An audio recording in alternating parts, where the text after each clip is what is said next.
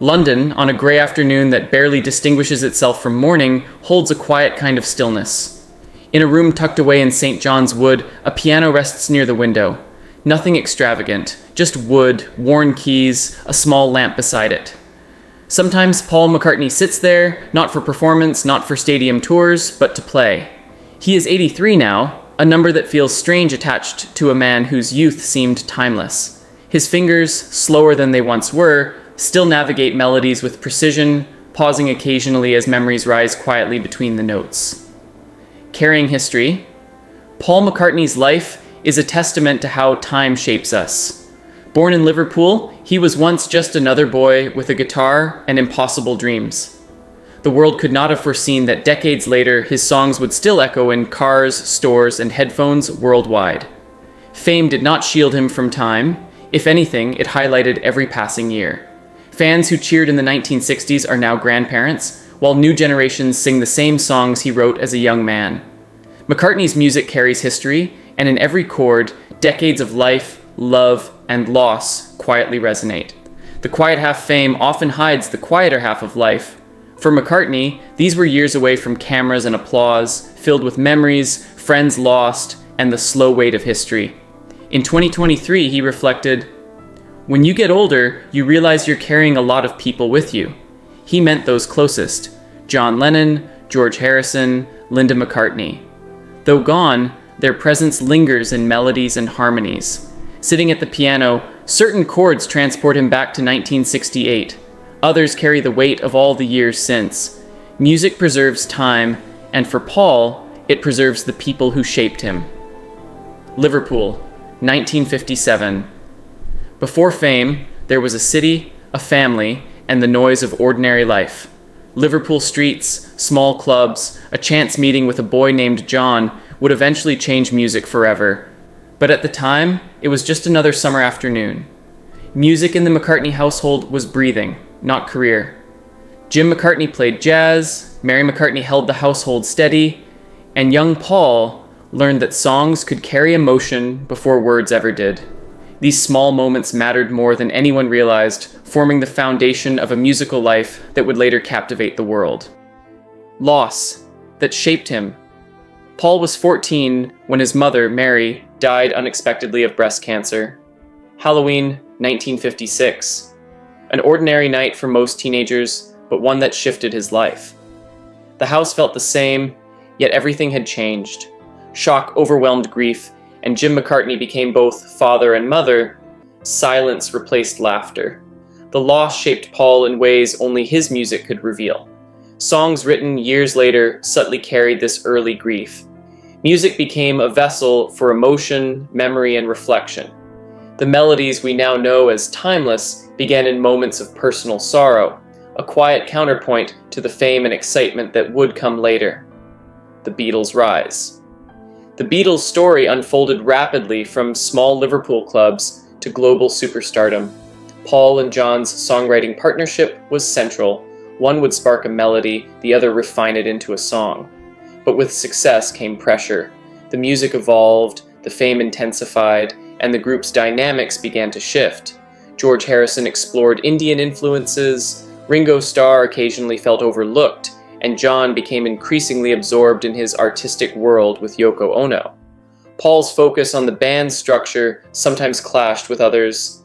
Tension was subtle at first, but it grew, shaping their music and relationships even as the world saw only their continued triumphs.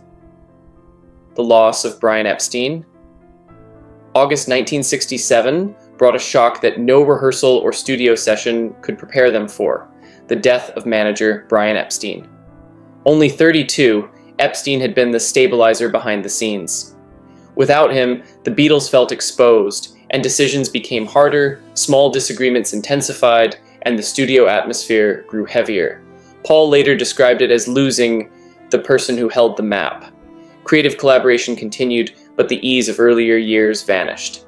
Music remained extraordinary, pushing boundaries with albums like Sgt. Pepper's Lonely Hearts Club Band.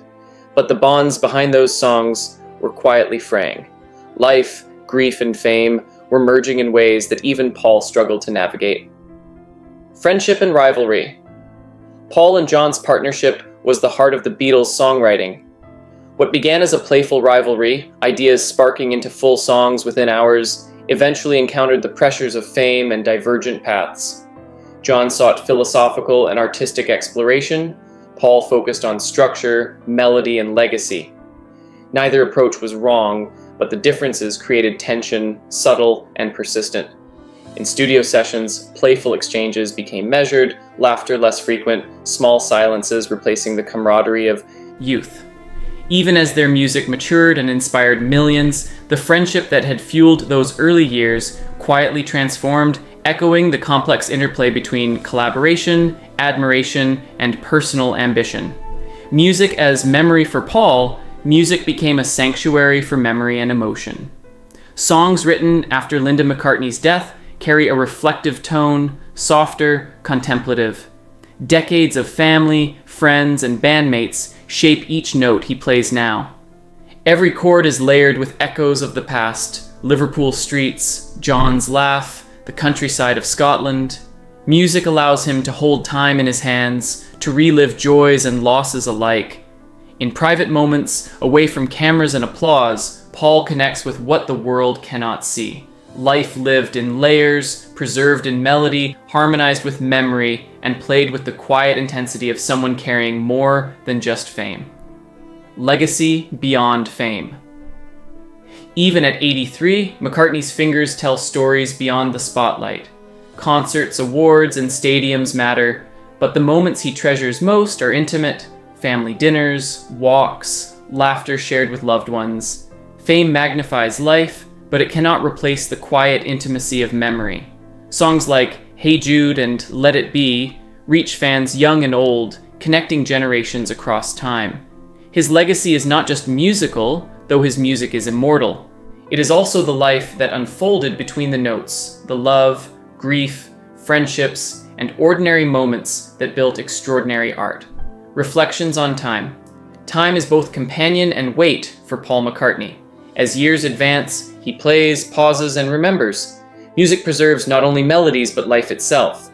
Friends and family who once shared his world may be gone, yet their presence resonates in keys pressed and songs sung. Legacy, memory, and life intersect in ways only the person living them can fully understand. The quiet moments at the piano reveal a man carrying history, emotion, and memory with grace. Each note is a testament to living, to loss, to love, and to music's extraordinary ability to capture both the fleeting and the eternal. The life between the notes. Paul McCartney's story is more than fame or songs. It is the life lived quietly between them.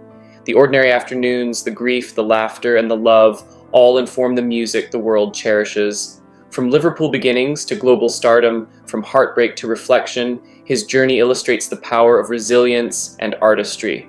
Even now, at 83, the melodies carry decades of experience, shaping both his life and the memories of millions. In the end, Paul McCartney's true legacy is not just the music, it is the living, breathing story between the notes, a life remembered, honored, and played with care.